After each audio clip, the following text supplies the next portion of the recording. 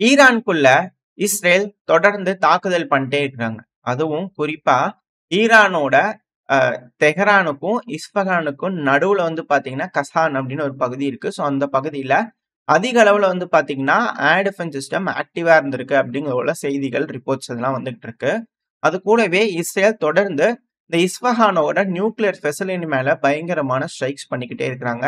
அதுக்கான வீடியோ பதிவுகள் எல்லாமே அவங்க தரப்புலருந்து விட்டுக்கிட்டே இருக்கிறாங்க. ஸோ தொடர்ந்து இஸ்ரேல் ஈரானுக்குள்ள ஏர் ஸ்ட்ரைக் பண்ணிக்கிட்டே இருக்கிறாங்க அப்படிங்கிற மாற்று கருத்து இல்ல. அது மட்டும் இல்லாம டார்கெட்டட் ஏர் ஸ்ட்ரைக், ப்ரிசைஸ்டான ஸ்ட்ரைக்கும் தொடர்ந்து பண்ணிக்கிட்டே இருக்காங்க. இதுல குவாம் பகுதி, ஈரானோட குவாம் இது வந்து பாத்தீங்கன்னா புனிதமான ஒரு பகுதி அப்படிங்கிறது போல கருதக்கூடிய ஒரு பகுதி இது. ரொம்ப பழங்கால ஒரு டவுன் வச்சுக்கோங்களேன். ஸோ இந்த பகுதியில ஒரு டார்கெட்டட் அசாசினேஷன் நடந்திருக்கு அப்படிங்கிறது போல சொல்லப்பட்டு வருது. ஒரு பில்டிங்ல எக்ஸாக்ட்டா தாக்குதல் பண்ணியிருக்காங்க. அதுக்கான வீடியோ பதிவுகள், இமேஜஸ்லாம் வருது. இஸ்ரேலோட டிஃபென்ஸ் மினிஸ்டரான இஸ்ரேல் காட்ஸ் அவர்கள் என்ன சொல்லிக்கிறார் அப்படின்னா, இது ஒரு டார்கெட்டட் அசாசினேஷன். முகமது சயீத் அவர்கள், அதாவது பாலஸ்தீன் கார்ப்ஸோட கமாண்டர் வந்து பாத்தீங்கன்னா அங்க இருந்தாரு. நாங்க தெரிஞ்சுக்கிட்டு அடிச்சிருக்கோம் அப்படிங்கிறது போல அவர் தரப்பு ஸ்டேட்மெண்ட் வந்திருக்கு. வெயிட் பண்ணி பார்ப்போம். உறுதிப்படுத்தினாங்க அப்படின்னா அடுத்த பேர்ல பார்க்க ஆரம்பிக்கலாம். பட் இது போல ஒரு கிளைம் வந்து பாத்தீங்கன்னா இஸ்ரேல் தரப்பு வந்து வந்துகிட்டு இருக்கு. தொடர்ந்து இது போல டார்கெட்டட் அசாசினேஷன் அப்படிங்கிறது நடந்துகிட்டே தான் இருந்துகிட்டு இருக்கு. இதுக்கு அதிக அளவுல மொசாட் ஏஜென்ட்ஸ் இருக்கிறாங்க அப்படிங்கிற மாற்று கருத்துல. இப்ப கூட ஈரானோட கிலான் ப்ராவின்ஸ்ல வந்து பாத்தீங்கன்னா, இது வடக்கு பகுதியில இருக்கு. ஈரானோட வடக்கு பகுதியில.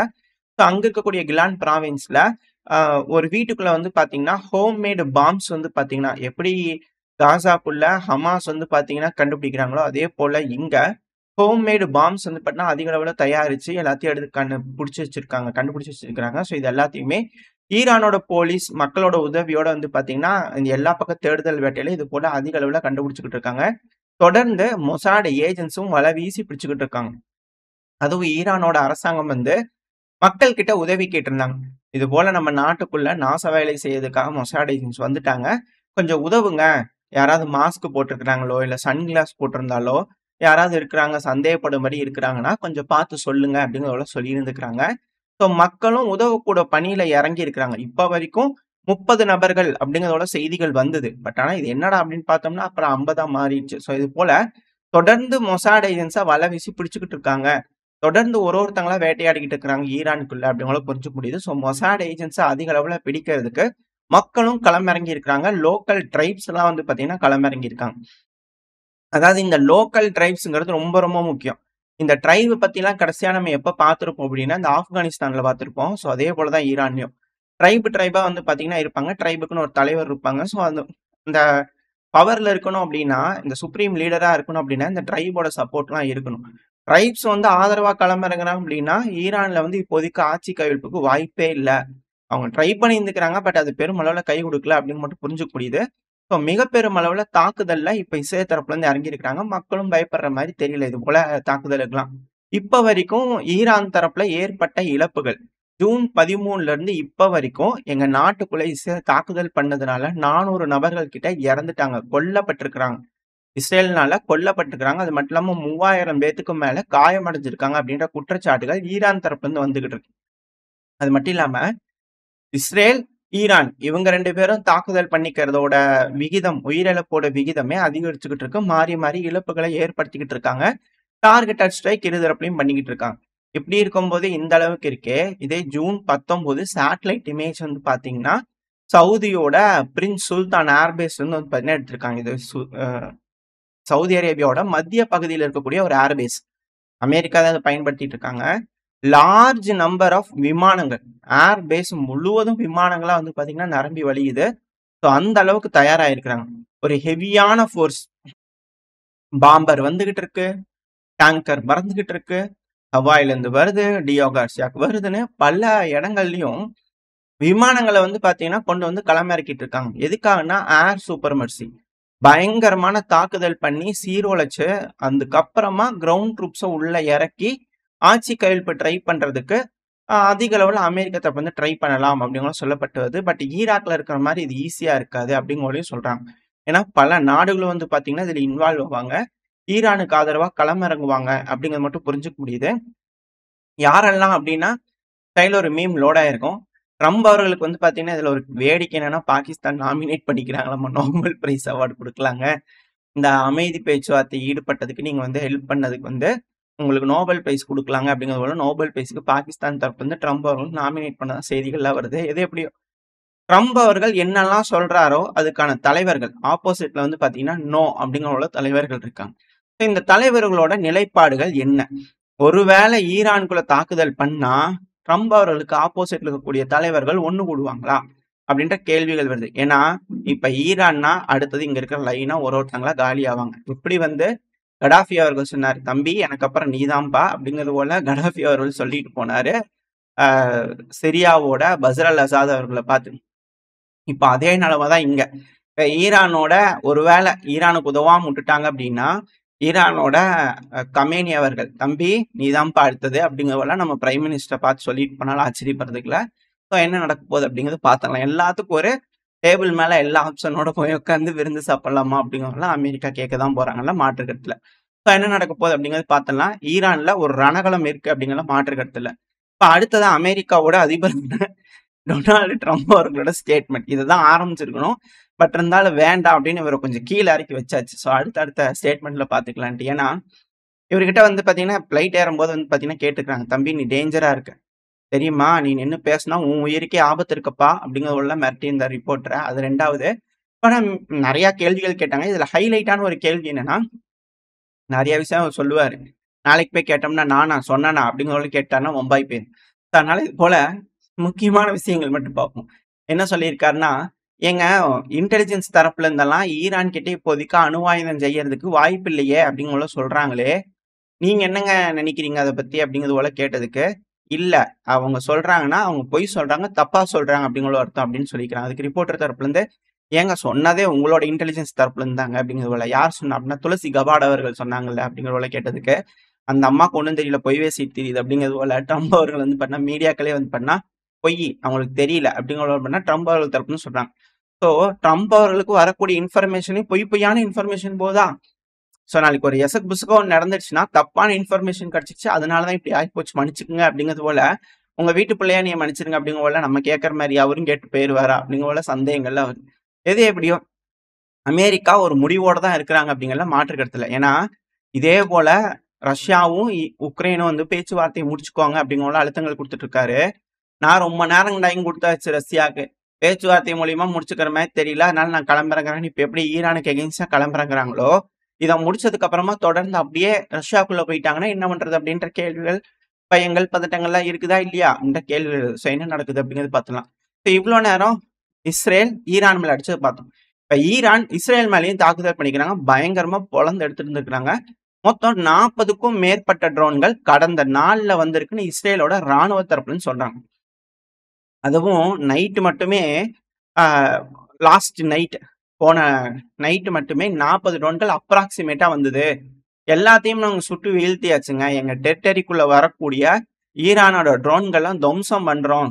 அது மட்டும் இல்லாம, அவர் ஒரு லிஸ்ட் குடுத்துருக்காரு. என்னன்னா, இப்ப வரைக்கும் 470க்கும் மேற்பட்ட ட்ரோன்கள் வந்துச்சுங்க. அது எல்லாத்தையுமே நாங்க பெருமளவுல டவுன் பண்ணியாச்சு. 99% சக்சஸ்ஃபுல் இன்டர்செப்ஷன் ரேட் அப்படின்னு கூட சொல்றாரு. அதாவது 99% ட்ரோன்கள வான்லயே வச்சு அழிச்சிடுறாங்களாம். சிரியால வச்சு அழிச்சிடுறாங்க, ஈராக்ல வச்சு அழிச்சிடுறாங்க, ஜோர்டான்ல வச்சு அழிச்சிடுறாங்க, தாண்டி இஸ்ரேலுக்குள்ளயும் வருது. அதையும் வந்து பார்த்தீங்கன்னா தாக்கி அழிச்சாச்சு அப்படின்னு கூட சொல்றாங்க. ஆனா இதுல என்ன ஒரு வேடிக்கை அப்படின்னா, 2வது நாளா ஹைஃபாக்குள்ள வந்து பார்த்தீங்கன்னா, ஈரானோட ட்ரோன்கள் வந்திருக்கு. இது இஸ்ரேலோட வடக்கு பகுதியில வந்திருக்குது. அந்த ட்ரோன்கள் வந்ததுன்னா, ட்ரோன் வருதா, மிசைல் வருதான்னு தனித்தனியா அலர்ட் இருக்குது. ஸோ அப்படி ட்ரோன் வரக்கூடிய அலர்ட் வந்து பார்த்தீங்கன்னா, அடிக்கவே இல்லையாமா. ஸோ அது டிடெக்ஷனே இல்லாம தெரியாம அப்படியே திடுக்குன்னு வந்து பார்த்தீங்கன்னா, ஈரான் ட்ரோன்கள் இஸ்ரேலுக்குள்ள வந்திருக்கு. அத இன்டர்செப்ட் பண்ணிட்டாங்க. பட் ஆனா ட்ரோன்கள்னால ரீச் ஆக முடியுது, கண்டுபிடிக்க முடியறதில்ல அப்படிங்கிறது மட்டும் புரிஞ்சுக்க முடியுது. ஸோ அங்க இருக்கக்கூடிய லேயர்டு டிஃபென்ஸ் சிஸ்டம் இப்போதைக்கு ஹெல்ப்ஃபுல்லா இருக்கு. ஈரான் ரொம்ப டெஸ்ட் பண்ணிட்டு இருக்காங்க இஸ்ரேலோட அந்த டிஃபென்ஸ் சிஸ்டம். ஒரு கட்டத்துக்கு மேல அது வீக் ஆயிரும் அப்படிங்கறதுல மாற்று கருத்து இல்ல. அப்படி வீக் ஆயிடுச்சுன்னா ஈரானோட ட்ரோன்கள் வருது அப்படின்னா, எப்படி இப்போ ரஷ்யா உக்ரைன் பிரச்சனையில ஒரு கட்டத்துக்கு மேல ட்ரோன்களை தடுக்கவே முடியாத மாதிரி ஆயிடுச்சோ, அதே போல நாளைக்கு இஸ்ரேலுக்குள்ள ட்ரோன் வரதையும் தடுக்க முடியாத மாதிரி போயிடும் அப்படின்னு பல அனலிஸ்ட் தரப்புல இருந்து கருத்துக்கள் வருது. இது எப்படி இஸ்ரேல் தரப்புல இருந்து ஓவர் கம் பண்றாங்க அப்படிங்கிறது பார்க்கலாம். அது மட்டும் இல்லாம 6 மிசைல்கள் டெல் அவீவை நோக்கி மட்டுமே ஏவப்பட்டிருக்கலாம் அப்படிங்கிறத சொல்லுது. இப்போதைக்கு மிலிட்டரி வந்து பார்த்தீங்கன்னா, பெருமளவுல கடுசா இருக்கிறனால பல வீடியோ பதிவுகள், இமேஜஸ்லாம் வரதில்ல. பட் ஆனா இம்பாக்ட்ஸ் ஏற்பட்டிருக்கு. டெல் அவீவ் பகுதியில அட்டாக் நடந்திருக்கு அப்படிங்கிற செய்திகளும் வந்துகிட்டு இருக்கு. அடுத்தது ஈரான் வந்து பார்த்தீங்கன்னா, இஸ்ரேலோட ஹோலாந்து பகுதியில வந்து பார்த்தீங்கன்னா, ஒரு தாக்குதல் பண்ணியிருக்காங்க. இதனால மிக பெருமளவுல வெடி விபத்து ஏற்பட்டிருக்கு. இது இஸ்ரேலோட மத்திய பகுதியில இருக்கக்கூடிய ஒரு பகுதி.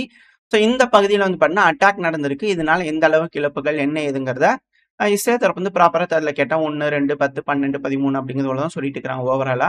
பட் ஈரான் தரப்பு வந்து 400 நபர்கள் இறந்திருக்கிறாங்க, கொல்லப்பட்டிருக்கிறாங்க இஸ்ரேல்னால அப்படிங்கிற செய்திகள் வந்துகிட்டு இருக்கு. இது கூடவே இலியாட் பகுதியிலயும் வந்து பார்த்தீங்கன்னா, அதாவது இஸ்ரேலோட தெற்கு பகுதி, இஸ்ரேலோட வடக்கு பகுதி, மத்திய பகுதி, தெற்கு பகுதின்னு எல்லா பகுதிகளிலும் ட்ரோன் ஊடுருவ ட்ரை பண்ணிக்கிட்டே இருந்திருக்கு. ஸோ எலியாட் பகுதியிலும் வந்து பார்த்தீங்கன்னா, ட்ரோனை நாங்க இன்டர்செப்ட் பண்ணியிருக்கோம் அப்படிங்கிறது போல இஸ்ரேல் தரப்புன்னு சொல்லிட்டு இருக்கிறாங்க.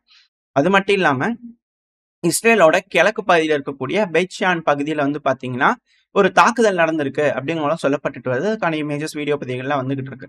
அது கூடவே அ இஸ்ரேலோட இண்டஸ்ட்ரியல் ஜோன்ஸ் இருக்கு இல்லையா? ரோட்டம் ஜோன்ஸ். ஸோ அந்த பகுதியெல்லாம் க்ளோஸ் பண்ணிருங்க அப்படிங்கிற வார்னிங்லாம் போயிட்டு இருக்கு. ஏன்னா, அத நோக்கி தாக்குதல்கள் இருக்கலான்னு இஸ்ரேல் தரப்புல இருந்தே சொல்லியிருக்கிறாங்க. 2வது இஸ்ரேலோட தெற்கு பகுதியில இருக்கக்கூடிய டிமோனா நியூக்ளியர் ஃபெசிலிட்டியும் வந்து பார்த்தீங்கன்னா, ஹை அலர்ட்ல இருந்திருக்கு. சைரன்ஸ்லாம் அடிச்சுக்கிட்டு இருந்திருக்கு. அப்படிங்கிற செய்திகள்லாம் வருது. மேபி இம்பாக்ட் இருக்கலாம். இருந்தாலும் இஸ்ரேல் தரப்புல இப்போதைக்கு எதுவும் வரப்போறதில்ல. டைம் போக போக ஏதாவது செய்திகள் வந்துச்சுன்னா பார்க்க ஆரம்பிக்கலாம். ஸோ ஈரானும் இஸ்ரேலோட நியூக்ளியர் ஃபெசிலிட்டிக்கு குறி வச்சுக்கிட்டு இருக்காங்க அப்படிங்கிறது மட்டும் புரிஞ்சுக்க முடியுது. ஒன்ஸ் ஃபார்டோவ தொட்டாங்க அப்படின்னா, இங்க இஸ்ரேல்ல இருக்கக்கூடிய டிமோனாவும் முடியும் அப்படிங்கிறதுல மாற்று கருத்து இல்ல. இப்ப அடுத்தது பேச்சுவார்த்தை. பேச்சுவார்த்தையில ஏதாவது இருந்ததுன்னா ஃபர்ஸ்ட்டே சொல்லியிருந்திருப்பேன். பேச்சுவார்த்தைக்கு போனாங்க, எல்லாம் பண்ணாங்க. ஈரானோட அப்பாஸ் அராக்சி அவர்கள் எல்லாத்து கூடயும் நல்லா பேசினாரு, எல்லாம் செஞ்சாரு. பட் ஆனா போய் லிசன் தான் பண்ண போயிருக்கிறாரு. அவங்க என்ன சொல்றாங்க அப்படின்னு கேட்க தான் போயிருக்கிறாரு. நெகோசியேஷனுக்கு இல்ல அப்படிங்கிறலாம் ஒரு தப்பு ஸ்டேட்மெண்ட் இருந்தது. இதுலேருந்தே நம்ம புரிஞ்சுக்கலாம்.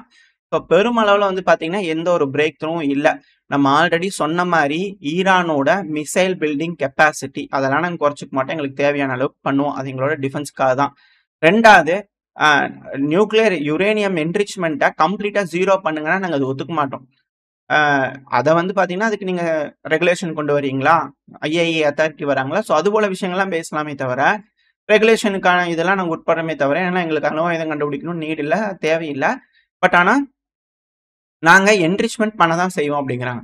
ஏன்னா, எப்படி ஆயில் ட்ரில் பண்ணி எடுக்குறாங்களோ, அதே போல தான் யுரேனியமும். இத சேல் பண்ணி பணம் சம்பாரிக்கலாம். இத கட்டுப்படுத்துனாங்கன்னு வச்சுக்கோங்களேன், அணு உலை அப்படிங்கிறது வந்து பார்த்தீங்கன்னா, அதிக அளவுல இருக்காது. அணு உலை அதிக அளவுல கட்டிட்டாங்க அப்படின்னா, ஏன்னா இப்பலாம் ஸ்மால் நியூக்ளியர் ரியாக்டர்லாம் வந்துருச்சு. ஸோ அதெல்லாம் வந்துருச்சு அப்படின்னா, வீட்டுக்கு வீடு வந்துற மாரி வந்துரும். நம்ம வந்து எலக்ட்ரிசிட்டிக்குலாம் காசு கட்டணும் அப்படிங்கலாம் நீட் இல்ல. ஒண்ண வாங்கி வச்சுட்டோம்னா 50, 60 வருஷத்துக்கு வந்து பார்த்தீங்கன்னா, கரண்ட் பாட்டுக்கு ஜெனரேட் ஆகி வந்துகிட்டே இருக்கும் வேணுங்கிற அளவுக்கு.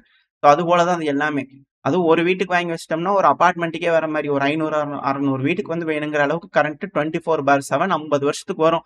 5 பைசா செலவில்லாம. ஸோ அதுபோல அதுக்கு வந்து பார்த்தீங்கன்னா, ஃபியூயல் வேணும்னா யுரேனியம் வேணும். ஸோ யுரேனியம் அதிக அளவுல என்ரிச் பண்ணி பல நாடுகளும் சேல் பண்ண ஆரம்பிச்சுட்டாங்கன்னா, இதுபோல எஸ்எம்ஆர் அதிக அளவு வர ஆரம்பிச்சுரும். 2வது அணு உலைகள் அதிக அளவுல வர ஆரம்பிச்சுரும். இதனால எனர்ஜி இண்டிபெண்டன்ட்டா இருக்க ஆரம்பிச்சுருவாங்க. இது மிக பெரும் அளவுல பிரச்சனைய மேற்குலக நாடுகளுக்கு ஏற்படுத்தும். ஏன்னா எலக்ட்ரிசிட்டி இப்போ இண்டஸ்ட்ரியல் ஃபெசிலிட்டி இருக்கு. இப்ப இங்க கரண்ட் இருந்தா தானே வந்து இண்டஸ்ட்ரி ஓடும். இண்டஸ்ட்ரி ஓடுனா தானே வருமானம் வரும். வருமானம் வந்தா தானே அந்த நாடு வளரும். வளர்ந்தா தானே எல்லாத்துக்கும் வேலை இருக்கும். வேலை இருந்தா தானே எல்லாரும் சந்தோஷமா இருக்க முடியும். இப்ப கரண்டே இல்லன்னா என்ன நடக்கும்? அப்படிங்கிற கேள்வி இல்லையா? ஸோ இதுக்கு தான் இது போல செக்ஸ் எல்லாம் இருக்கு. ஸோ இதனால ஈரான் தரப்பு வந்து அதுக்கு ஒத்துக்கிற மாரி இல்ல. எது எப்படியோ, இப்ப பேச்சுவார்த்தை அப்படிங்கிறது வந்து பார்த்தீங்கன்னா, முடிவுக்கு வந்துருச்சு. அதனால எந்த ஒரு ரிசல்ட்டுமே இல்ல. இப்போ அப்பாஸ் அராக்சி அவர்கள் வந்து பார்த்தீங்கன்னா, திங்கட்கிழமை மாஸ்கோக்கு போறாரு பேசுறதுக்கா அப்படிங்கிறத சொல்றாங்க. ஸோ இந்த டைம்ல ஏதோ ஒரு மிக முக்கியமான முடிவுகள் எட்டப்படுமா அப்படின்ற கேள்விகள் வருது. அது மட்டும் இல்லாம பிரான்ஸோட அதிபரான இமானுவேல் மேக்ரான் அவர்கள் இருக்கார் இல்லையா? அவர் கூட ஈரானோட அதிபரான பெசஸ்கியான் அவர்கள் இருக்கார் இல்லையா? ஸோ இவங்க 2 பேரும் ஃபோன்ல பேசியிருந்துக்கிறாங்க. அந்த டைம்ல மேக்ரான் அவர்கள் இன்சிஸ்ட் பண்ணிக்கிறார். ஏங்க அணு ஆயுதம் கண்டுபிடிக்காதீங்க அப்படிங்கிறது போல. ஆனா பீஸ்ஃபுல் டெர்ம்ஸ்ல நீங்க பண்ணுங்க அப்படிங்கிறது போல வந்து பண்ணா அவர் தரப்பு வந்து சும்மா நார்மலா பேசுற மாரி பேசியிருந்துக்கிறாரு. அது மட்டும் இல்லாம எப்பவுமே நீங்க அணு ஆயுதம் கண்டுபிடிக்கவே கூடாது. அஷ்யூரன்ஸ் வந்து பார்த்தீங்கன்னா, நீங்க அதுக்கான குடுக்கணும் அப்படிங்கிறதெல்லாம் அவர் தரப்புல இருந்து இருக்கு. ஸோ இரு தரப்புலயும் பேச்சுவார்த்தைகள் இருக்கு. யூரோப்பியன் யூனியன் கூட ஈரான் பேசிக்கிட்டு இருக்காங்க அப்படிங்கிற மாற்று கருத்துல. இப்படி இருக்கும் சூழ்நிலையில வந்து பார்த்தீங்கன்னா, ஈரான்ல 5.1 ரிக்டர் அளவுகோல் அளவுக்கு ஈரானோட மேற்கு பகுதியில கேபிட்டல் தெஹ்ரானோட மேற்கு பகுதி, கேபிட்டல் தெஹ்ரான்ல இருந்து மேற்கு பகுதியில வந்து பார்த்தீங்கன்னா, நிலநடுக்கம் வந்து பார்த்தீங்கன்னா உணரப்பட்டிருக்கு. 5.1 ரிக்டர் அளவுகோல் அளவுக்கு. இதோட டெப்த் மட்டுமே 13 கிலோமீட்டர் இருக்கலாம் அப்படிங்கிற சொல்றாங்க.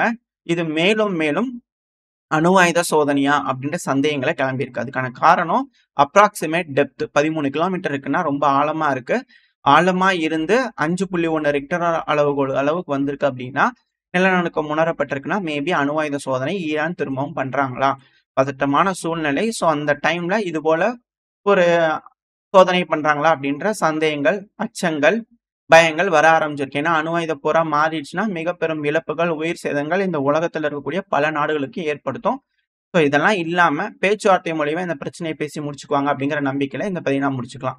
இந்த பதிவு எப்படி இருந்துச்சு? உங்களுக்கு பிடிச்சிருக்கா? பிடிச்சுனா லைக் பண்ணிட்டு உங்க ஃப்ரெண்ட்ஸ் நம்மள ஷேர் பண்ணிக்கோங்க. அது கூடயே மறக்காம இந்த பதிவு பத்தி உங்களோட கருத்துக்களை கமெண்ட் செக்ஷன்ல சொல்லுங்க.